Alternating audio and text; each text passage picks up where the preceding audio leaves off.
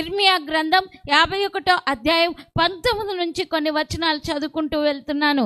యాకోబునికి స్వాస్థ్యమగును వాడు వాటి వంటి వాడు కాడు, ఆయన సమస్తమును నిర్మించిన వాడు.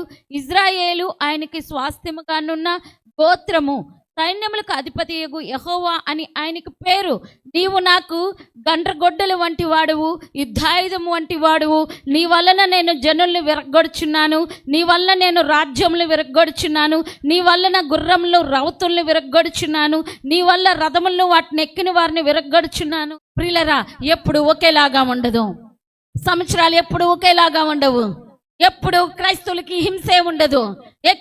ఎప్పుడు క్రైస్తవులకి బాధలే ఉండవు.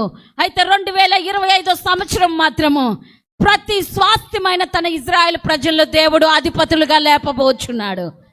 కేవలం అధిపతులుగానే కాదు, యుద్ధాయుధాలుగా లేపబోచున్నాడు. Receive in the name of Jesus Lord. దేవుడిచ్చిన వాగ్దానాలు మీ ముందు పలకమన్నాడు దేవుడు. నువ్వేం మెసేజ్ చెప్పనవసరం లేదు, నేను చేయబోతున్న దాన్ని నా ప్రజల దగ్గర ప్రకటించు చాలన్నాడు. హల్లెలూయా, హల్లెలూయా. దేవునికి మహిమ కలుగును గాక, దేవునికి మహిమ కలుగును గాక. నీ పక్కన వాడిని చేపట్టుకొని చెప్పు, 2025 సంవత్సరంలో నీ భవిష్యత్తు ఏంటో తెలుసా అని చెప్పం.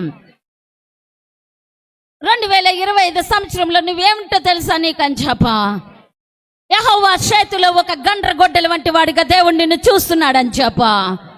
యెహోవా చేతిలో ఒక గండ్రగొడ్డల రాలిగా నిన్ను చూస్తున్నాడని చెప్పు దేవుడు.